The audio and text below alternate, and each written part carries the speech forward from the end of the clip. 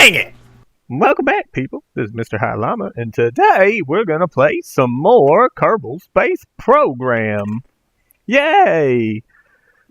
Alright, so I think we're going to go to the moon. Last episode we went around Kerbin and got a whole bunch of science.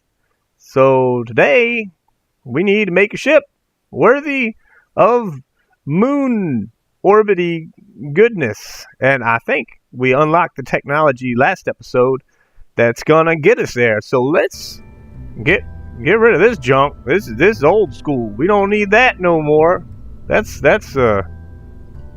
weak, yo. We gotta throw that puppy away. Let's start over.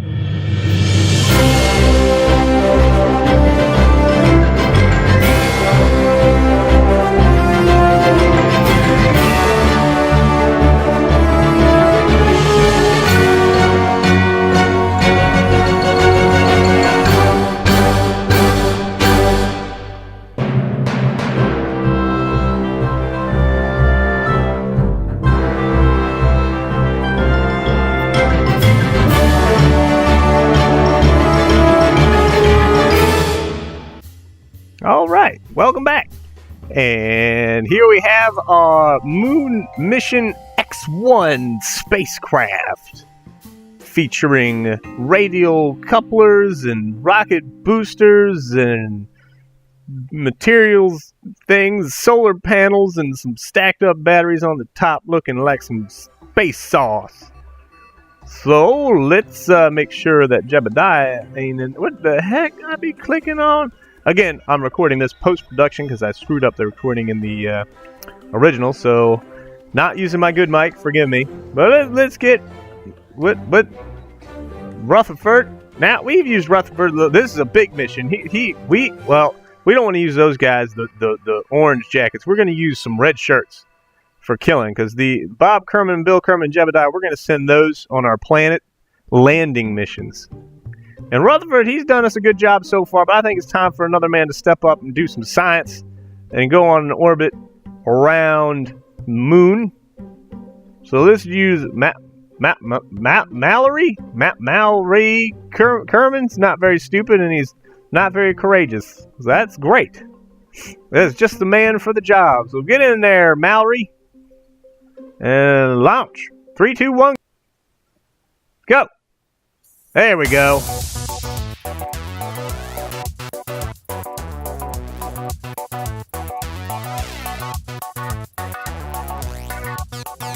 Okay, and in orbit around planet Kerbin.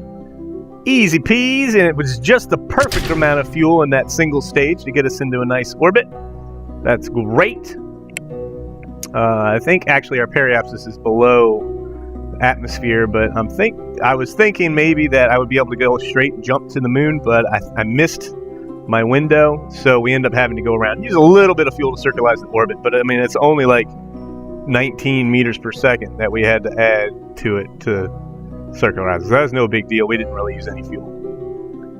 So,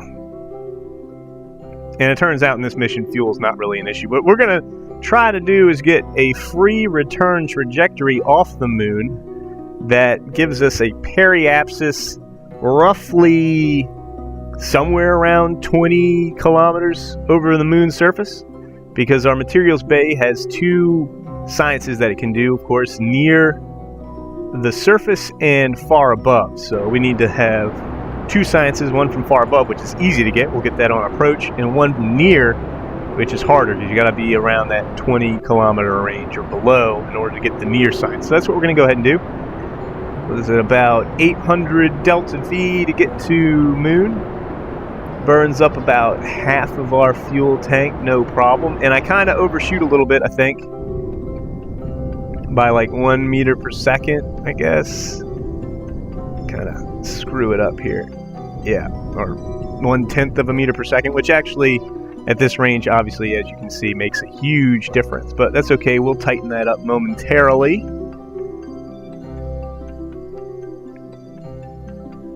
As I'm trying to figure out what the heck I'm doing. Giving it a little bit of burn just to see what's going to happen here. Nothing much.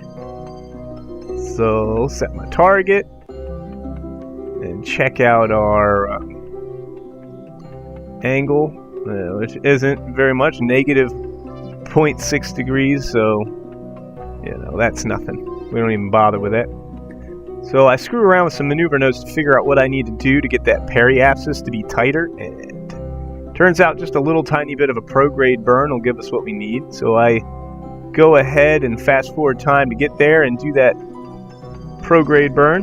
And while I'm out here, I do some far above Kerbal science too. So that was a little bonus. Don't forget to do your EVAs and crew reports, high above and near. Both will get you decent science. Well, every bit of science counts. So go ahead and bust those out while I'm up here. I didn't want to use one of the material bays or goo pods, though. It's just not worth it. The points you get from doing it around the moon are like 10 times more than what you do getting around Kerbal. So no point in me messing with Kerbal. Alright, just tightening it up until I can get that periapsis. That's pretty good. 15 kilometers is very close. And the purple line you see is actually our return trajectory. So obviously it's not atmospheric. It won't let us aerobrake into Kerbal's surface, but it will get us relatively close back to Kerbal, and we can adjust the orbit once we get to moon to make sure that it does so. And we will, with plenty of fuel to spare.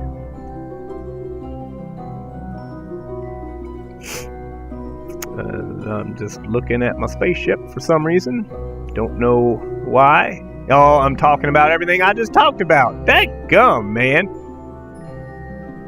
Alright. Zip, zip. Let's go. Come on. Faster. Faster. Faster. Faster. Faster. Faster. Go faster. Why am I going? Oh, that's too fast. Slow down. Slow down. Alright. Getting there. Getting there. And I don't understand why the math is always wrong in the game, but once you change into sphere of influence, look, periapsis changed from 15 kilometers to 11, which, hey, 11's, no problem. That's fine. And you can see why we're having a little bit of an issue getting back to planet Kerbal with the trajectory that we want, but that's okay. Go ahead and do our far above science. And I couldn't read that, so whatever. And there we go, goo pod and EVAs and materials bays. Glows green. It looks like it'd be fun to paint the rocket with this color. I don't know why they haven't implemented stickering and tattooing the rocket skins yet. That would be kind of nice to have that feature in the game. I'm wondering if someone's made a mod for that where you could sticker and tattoo your rocket, or at least just paint, even if it's just solid materials, like solid colors. It would be nice to have a multicolored rocket. Although apparently the paint itself on the rockets weighs in the order of thousands of pounds. There's that much paint, so that's why some rockets are unpainted, because why put that extra weight on there?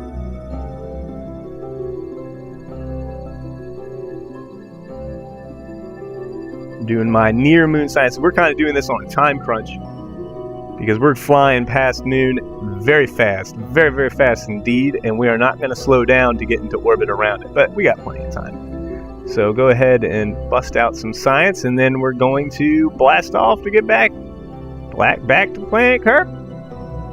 So, that's pretty quick flyby, right? No big deal. We're already halfway done. I'm going to just line it up so that we can aerobrake, so around 30 kilometers above the surface of Kerbal is what we want. And bada bing, bada boom, there we go. Now, don't forget, did I already EVA and grab up on my science? Let's do that. Get out here and... What are you doing? Maybe I get another report? I got another report! That's great! Some far crater or something? East crater. It is... I can't read the writing in this preview mode while I'm recording the audio over it, so I know there's writing there that you'll be able to read, but I can't read it because it's such low quality in the preview mode of Adobe Premiere Pro here that I can't read the text. But it all clears up when when we go ahead and publish this thing. So that's good. And do a little EVA to collect all of our goodies. Careful, careful. Come on, guys. Stop flying around looking stupid.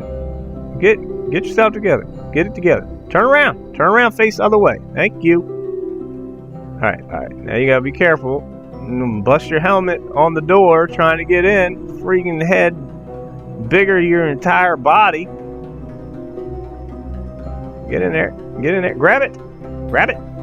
Good job. Apparently something... There we go. Yeah, we're good. Any more science? Keep that. Oh, yeah. Transmit that. Transmit that. Transmit that. Keep that. Keep that. Keep that. Great. All kind of science. And we're pretty far away from Moon now, so no more EVAs for us because we're far above the surface. So time to head on back to Kerbal. Let's speed up. Speed up that time. Go. Give it the beans. The wet ones.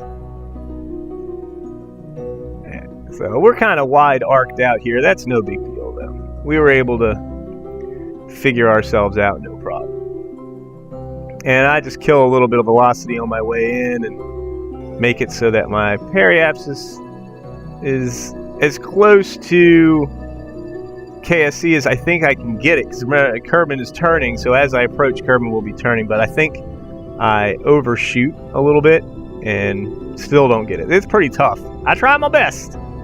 Burn up my fuel and get that periapsis right where I want it to be, but it doesn't always. No, it doesn't always work. So just lining it up, burning fuel, wasting time. Come on. Trying to keep it as close to 30 as I can. If you come back with extra fuel and you're not going to land with your engines, you might as well just burn it up, slow it up, so you don't, especially with deadly reentry, so that you don't, risk getting burnt up on reentry. I suppose it is possible if you really screw things up to get burned up, but as long as you're going slow enough, then it won't be an issue. And I've got these batteries and these solar panels strapped onto me, and I don't want to risk losing those either.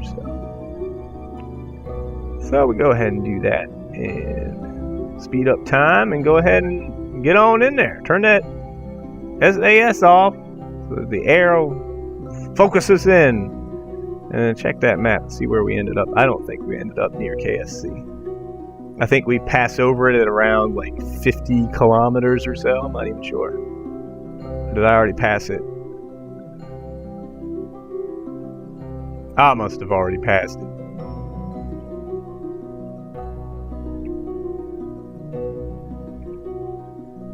Getting ready for atmospheric entry here. This is my jam, man. It's my atmosphere jam.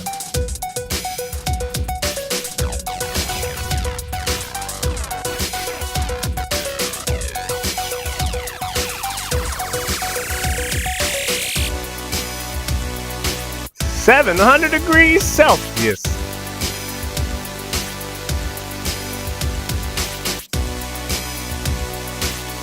Yeah, you see overshot, so Kerbin didn't turn around as fast as I was planning on it. No big deal.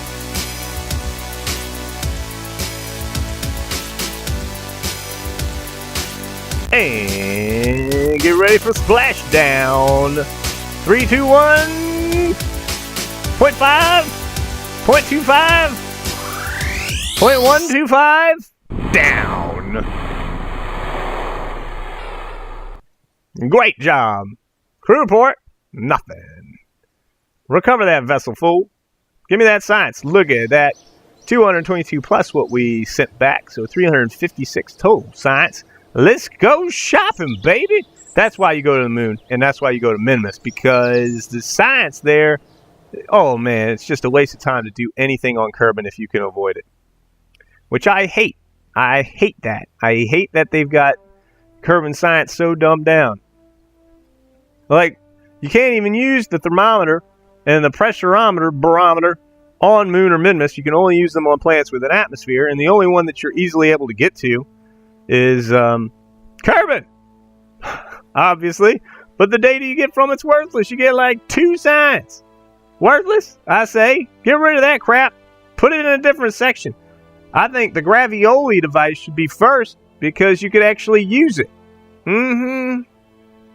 Well, you can use the thermometer on the moon's surface, but you still can't use the barometer. That's pointless. Gotta get the Gravioli. Don't waste your points on that.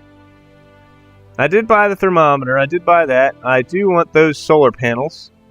Get me those, because we're going to need those if we're going to be doing any landing missions. We are going to need those. So, come on. Am I going to get them? No, I didn't. Kethane, don't need that. Don't buy that. Ooh, the McJeb and probe bodies. We do want that, and we do want those fairings. Although those are the small fairings, and I have found they're altogether useless. You can't fit nothing inside of there until you get the little tiny struts, and I don't have the little tiny struts yet. So I can't do nothing with them. Little tiny struts are like way at the back of the tech tree. Come on, man. Shouldn't the small one come first? The heck? What we got here? A little bit of aerodynamicus. Well, I do have to research that eventually because after that you get the larger fairings, and we will need those larger fairings to put our... That's what I want! Give me that triple stack coupler! And give me the bad boy engine. Give me the bad boy! Come on! Give it. Buy it. Buy that right now. Click. Thank you. I don't even know why I'm looking at anything else. Look at that. Look at that guy. 350 kilonewtons of death and thrust. Yeah, we do need some RCS. I don't really need that, but I do want the struts, and I do want that tricoupler. And I want those things because it's going to make it easier for us to get our first landers into space if we have three engines strapped beneath us instead of just the one. Of course, you can always... Well, I don't have the little fuel line until I buy that. Although I will. I think I do buy this. I buy it? Don't I get it? I think I buy it. I'm pretty sure I do. I certainly don't buy that. Don't need it. Not right now. Robotics. Not really much use for the robotics yet. Until we're in a position to launch rovers and Kethane harvesting devices, etc., etc., etc. So it's yeah, that's about all we're going to get, I think. And now it is time to construct the moon mission X3 for going to Minmus and doing the same thing and collecting even more science with a Minmus bonus, which is roughly the same as moons, but maybe I think a little bit more for the same work.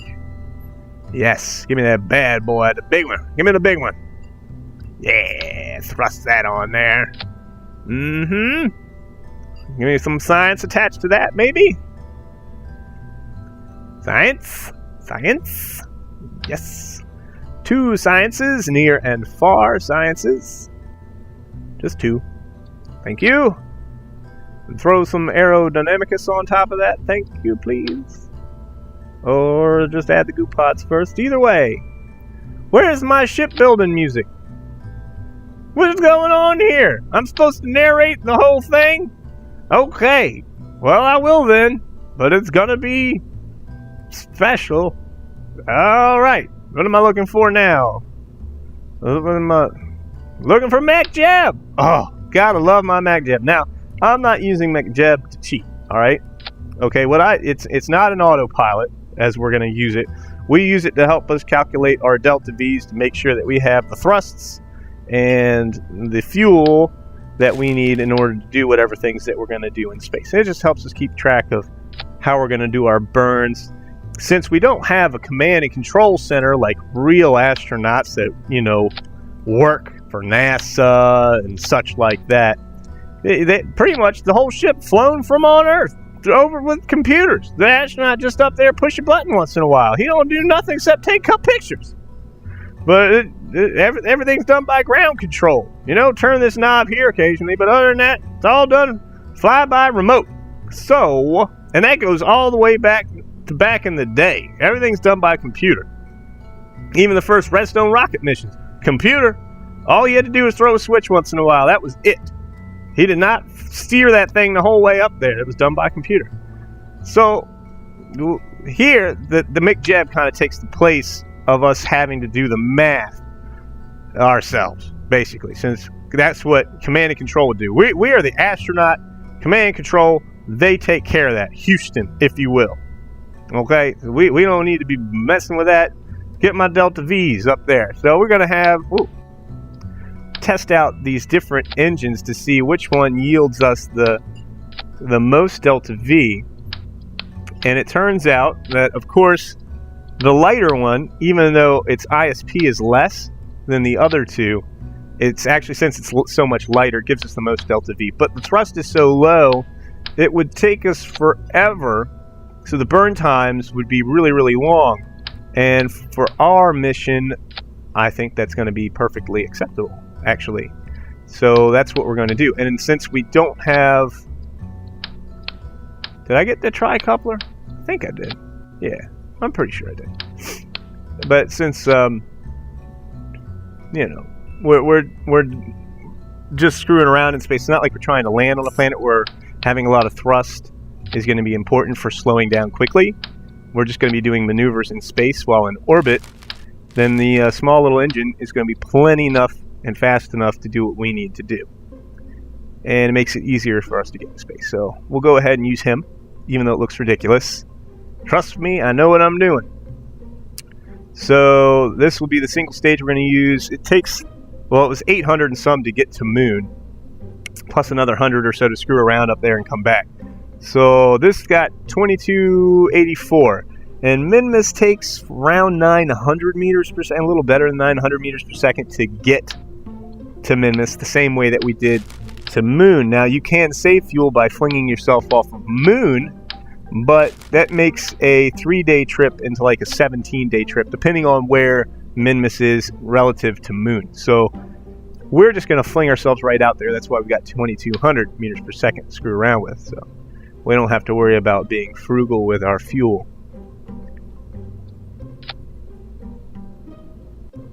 Test out some of these new struts, and I decide that that's no good. I want to go 4-way. Come on. That's going to tip over left or right. So I 4-way it. Come on. Do it. There you go. And it undid itself, because that's how the computer system does. Come on. There we go. And strap on there. There you go. That ain't going anywhere. Perfect. Throw on my ooh, yeah, pretty SAS module. KW Rocketry. Looking good. And there's the bad boy, the tri-coupler. Come on, give it up for the tri-coupler. You make fun of the tri-coupler. That's just because you don't know how to use it. You gotta strap on some fuel to that puppy. Strap it on. Put it on. What you doing? Grab it. That's the big one. Grab it. Put the mouse on it and click. Thank you. Now, just scroll down. Put a couple more on there. You know what you're doing. This guy is really good. Oh, that's right. It's me. I keep forgetting. All right, this is strap. There you go. What is that? 350 times 3? That's a big number. Tell you that right now. 1,050 or something. Yeah. Wait, look at that thrust. 2.07. We're gonna shoot off like a rocket.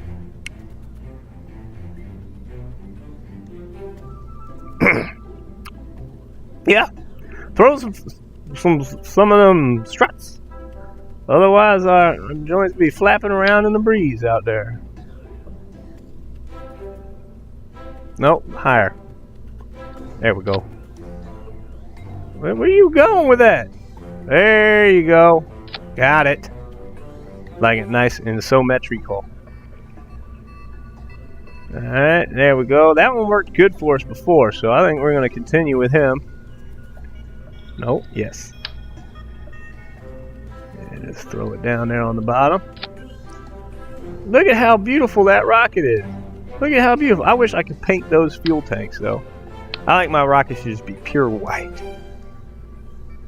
Alright. No, wrong. You don't use that one at the bottom. Use the yellow one, because that's like caution, about to explode. Move it down a little bit. We're going to call this the moon mission. Did I change it? X3? Did I change it? I hope I do. Hope I changed it. It's perfect. What else you going to do? Oh. Well, I figure I guess I bought them. Might as well use those things. Although, really don't need it. Turn on my center of gravity. Make sure I got it. So that, it's not going to tilt one way or the other. That's a little trick I know.